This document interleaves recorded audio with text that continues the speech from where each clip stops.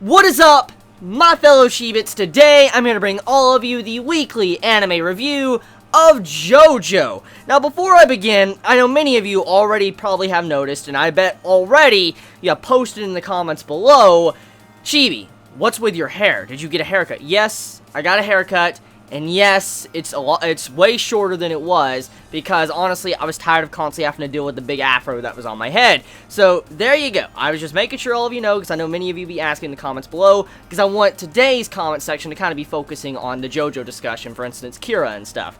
So, talking about this episode, mainly I want to focus on Kira, which majority of the episode focuses on him. It's a Kira episode, which it's a very different type of take to a villain of a JoJo series, because let's think about this. From part 1, part 2, part 3, and then this part 4, out of all the JoJos, it's not usually normal to see a villain get an entire spotlight of an episode, like follow the villain's inside psyche to see what they're thinking, what they're planning next. It's not something we normally see in JoJo. This was a very bizarre episode, no pun intended, to JoJo, because it was entirely different from other things we have seen from the previous parts, and it really got to show us more of this characterization of Kira and what we could expect from his character. So, I want to dive headfirst straight into his character. From what I can see, as we already know, what we already had laid out before us, he was someone that was killing people. He was killing women, he was, chopping off their hands, and then he was just going on dates with these hands. We saw a kind of brief little glimpse of this a couple episodes back, and now we get a little bit more insight to it with this week's episode, and we kind of already knew he seemed to be a murderer. He was a person that went to kill people. He was crazy in some ways, the way we can look at it, and we didn't really understand why he was doing this, like what was his motive, and there was a lot of questions I had, and also, as we could already assumed at the time, he's been doing this for a very long time, many years, trying to do these type of things, just killing people. So, with this episode, it adds much clarity to what type of character Kira is, and what we can expect from him from this point onward. And I gotta say, he is definitely living up to the hype that many of you have been, talking about and sneaking and throwing into the comments below, constantly saying you're gonna really like the villain of JoJo and stuff, because seeing this villain, Kira, I like his thought process, and I am really invested to find out more, because one of the things I really like about this, villain of JoJo, is that he's not the normal villain. He's not a villain that's just going out to gain power. He's not a villain that, just wants to kill people, from what I can assume. He has these own reasons. He has these own motives that he lives, and I love that. He's very methodical. He constantly has this system laid out of how he needs to do things. Like, for instance, at the end of the episode, which that really goes to show us what type of,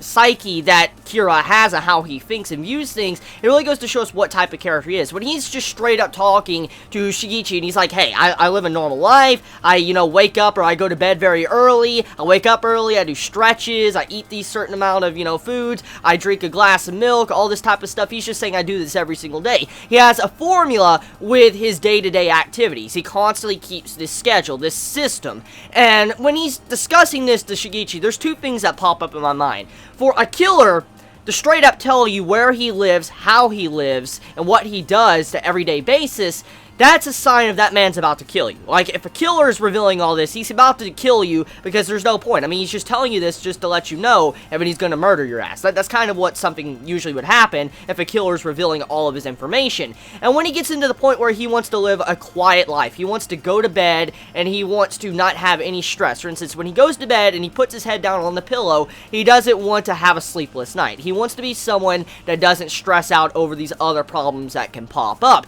And when he talks to Shigechi, he's like, you're one of those problems. You're a problem that will keep me up at night. You're a problem that will make me nervous and constantly scared every single day. I need to handle this. And so, he's like, I'm going to kill you. And then he uses his stand killer queen. Now, before I get into that scene, though, when I was thinking that, okay, so this man, he straight up, he tells Shigechi that he is going to kill him. He's telling him his entire, lifestyle. So this lets us know what type of person he is and how, he's about to kill him. But also, we get to see that this character, he keeps a schedule, a formula, which lets us know that he's not a mass murderer, he is a serial killer.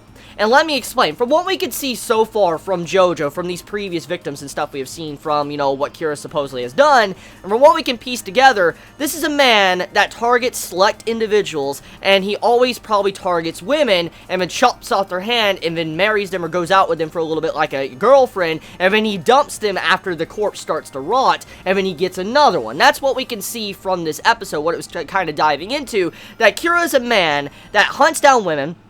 He kills them, cuts off the hand, he stays with that hand for a while, maybe a couple weeks, or depending on how long a body takes to rot and how many times he wants to spray it until it's, you know, continues to just rot or whatever.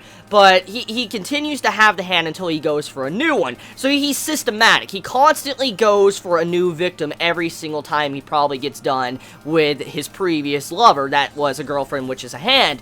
And I like this about his character because it allows us to kind of question, why does he do these things? Why is he going out of his way to hunt down women? Is he a very lonely individual that needs someone by him, even if it's just a hand? Because if there's one thing I love about series that add like a psychological tag or a serial killer into the series, you want to get into the mind of the serial killer and what they're thinking, why they do these certain things, and it makes you just try to put yourself in their shoes, like why would they do this certain amount of events? And seeing Kira, I'm trying to put myself in his shoes and ask, why is he hunting down women? Is he a lonely person? He says he wants to have a quiet, peaceful life, but then he goes out of his way to kill people, and you're like, okay, so why would he want to do this? Why is he killing people? Why is he hunting them down? Why is he cutting off women's hand and then taking them out in public, which can cause him to get caught? Why is he doing these things? And then also, he wants to live a peaceful life. So he's taking a lot of risk, but at the same time, the way he goes about it, he is intelligent. He's not someone that is stupid. He's not a dumb person. He is very smart and intelligent, and I mean, the way he actually didn't try to resort to murder or killing Shigechi or Josuke or any of them in this episode until it was all off the table and he had to kill them, it goes to show you also what type of character he is. Because let's actually take a moment to look at this.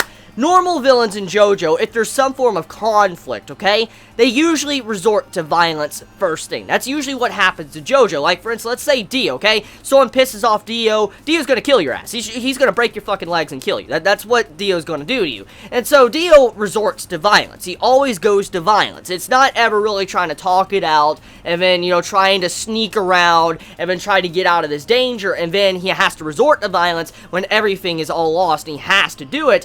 We get to see a different side. We get to see a different side of Kira and how he doesn't want to necessarily murder someone just to murder someone. Like, he could have easily have killed Shigechi right there, like just stabbed him in the back, slit his throat, whatever, when he wasn't looking, but he didn't do that. He sat around and tried to make sure he could get the bag before anyone noticed, but then when he finally noticed, he resorted to his stand to kill him. So once again, goes to show you that he has a certain individual ways of how he targets people and how he kills people, but also it's not off the table to where he will kill someone probably out of his range of targets and what he normally would go after. So seeing how he's willing to kill Shigechi, this complicates more of his, I guess, formula of how he hunts down certain victims, because he's someone that's willing to break from constantly hunting down women to probably killing someone else because they found out about him. He's willing to silence them.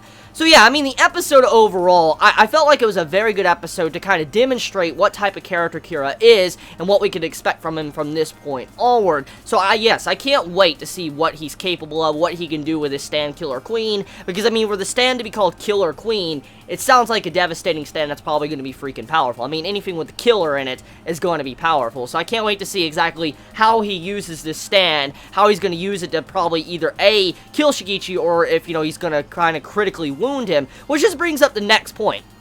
Since I think, if I'm correct, Kira is probably the main villain of JoJo Part 4, that's what everybody's kind of been hinting at. So if he is the main villain of JoJo Part 4, and this is our first time actually seeing his stand and his encounter with a character, and honestly speaking, Shigechi is a character that was recently introduced with the previous arc, and also, he's a character that I would kind of be upset to see him die, but at the same time, I wouldn't be.